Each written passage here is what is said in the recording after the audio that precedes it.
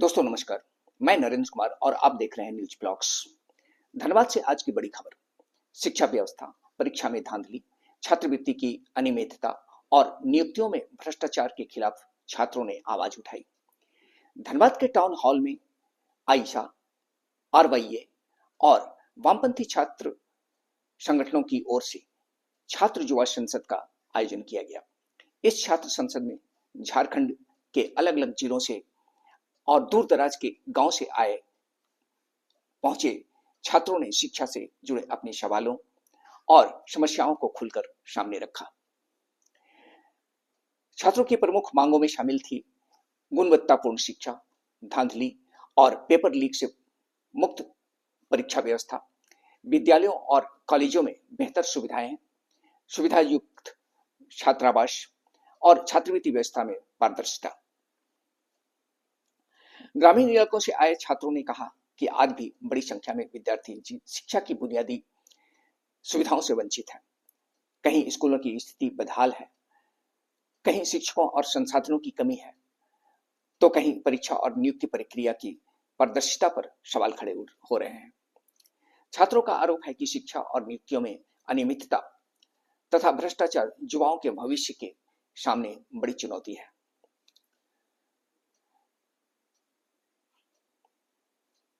जंतर मंतर पर छात्र आंदोलन में 23 दिनों तक अनशन करने वाली छात्र नेता दानिश ने भी छात्र युवा संसद को संबोधित किया।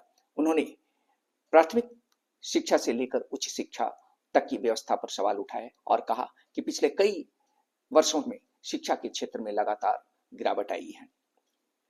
दानिश अली ने छात्रों से शिक्षा के अधिकार, पारदर्शी परीक्षा व्यवस्था और रोजगार के सवालों को लेकर अपना आंदोलन जारी रखने की अपील की। उन्होंने झारखंड के छात्रों द्वारा जेपीएससी, सीजीएल सहित विभिन्न परीक्षाओं में कथित अनियमितताओं के खिलाफ किए गए आंदोलन की सराहना करते हुए छात्रों के संघर्ष को और जज्बे को सलाम किया। आयशा से जुड़ी छात्र नेता दानिश, जो जंतर मंतर आंदोलन के दौरान 23 दिनों तक अनशन पर थी, उन्होंने भी संसद को संबोधित किया। उन्होंने प्राथमिक शिक्षा से लेकर उच्च शिक्षा तक की व्यवस्था पर सवाल उठाए और कहा कि पिछले कई वर्षों में शिक्षा के क्षेत्र में लगातार गिरावट आई है। दानिश ने छात्रों से शिक्षा के अधिकार, पारदर्शी परीक्षा व्यवस्था और रोजगार के सवालों को लेकर अपना आंदोलन जारी रखने की अपील की। उन्होंने झारखंड के छात्रों द्वारा जेपीएससी, सीजीएल सहित अन्य विभिन्न परीक्षाओं में कथित अनियमितताओं के खिलाफ किए गए आंदोलनों की सराहना करते हुए छात्रों के संघर्ष और उसके जज्बे को सलाम किया। उस लड़ाई को आगे बढ़ाया, उस लड़ाई को मजबूती दी और इसलिए इस बात को हम जीत कर लेकर आ पाए कि निकम्मे और भ्रष्ट शिक्षा मंत्री को उसकी कुर्सी से हटाया गया। और वही राजनाथ सिंह जो कहा करते थे कि एनडीए में तो रिजिग्नेशन देने का, इस्तीफा देने का कल्चर नहीं है, तो इस एजेंसी ने, आज के युवाओं ने, आज के नौजवानों ने इस देश में उस कल्चर को स्थापित किया कि अगर आप भ्रष्टाचार करेंगे, पेपर लीक करेंगे, तो हम आएंगे, हम आपसे आपका इस्तीफा लेंगे और आपको आपकी गद्दी से हटा देंगे। ये हमने इंश्योर किया। और जब जंतर मंतर पे उस आंदोलन को खत्म करके हम जा रहे थे, तो बार बार हम यही बोल रहे थे कि ये लड़ाई आज खत्म नहीं होना चाहिए। सिर्फ एक व्यक्ति के चले जाने से जो शिक्षा के क्षेत्र में पिछले 12 सालों से लगातार बदहाली फैलाई गई, लगातार बर्बादी की गई, वो लड़ाइयों को अब और लड़े जाने की जरूरत है। और झारखंड के तमाम नौजवानों का, तमाम छात्रों का मैं बहुत ज्यादा शुक्रिया अदा करूंगी, उन्हें बहुत मुबारकबाद पेश करूंगी कि आपने उस लड़ाई को जिंदा रखा। 36 दिन के जंतर मंतर पे चले आंदोलन के बाद झारखंड के छात्र खड़े हुए जेपीएससी की धांधली के खिलाफ, जेएसएससी की धांधली के खिलाफ, तमाम सरकारी परीक्षाओं में भर्ती के खिलाफ आप खड़े रहे। 26 दिन का बड़ा आंदोलन आपने किया, गर्मी को झेला, बारिश को झेला, इतने दिन। मुझे लगता है तो बहुत अच्छा हुआ कि जेन जी का आंदोलन सामने आया। नहीं तो हिंदुस्तान में जी बोले तो लोग सिर्फ जी टीवी समझ लेते, तो जी टीवी के जगह पर अब जेन जी पॉपुलर हो गया। ये हिंदुस्तान के लिए बहुत अच्छी बात हुई। और ये जो आंदोलन खड़ा हुआ, जिस आंदोलन के बारे में हम सब लोग जान रहे हैं, बहुत जबरदस्त आंदोलन की जीत हुई। आप कहेंगे कि भाई क्या जीत हुई, सिर्फ एक शिक्षा मंत्री का इस्तीफा ही तो हुआ और तो कुछ हुआ नहीं। लेकिन ये अपने आप में बहुत बड़ी बात है। बहुत बड़ी बात है कि जहां वो कहते हैं कि हमारे यहाँ इस्तीफा देने का कल्चर नहीं है, हम तो आए हैं 50 साल राज करने के लिए, 2047 तक राज करेंगे, विकसित भारत बनाएंगे, हमसे मत पूछो, हमसे हिसाब मत मांगो, हम आपको हिसाब जवाब देने के लिए नहीं आए हैं, हम तो बस कुर्सी में बैठने के लिए, सत्ता पर पूरा राज करने के लिए आए हैं इस देश में।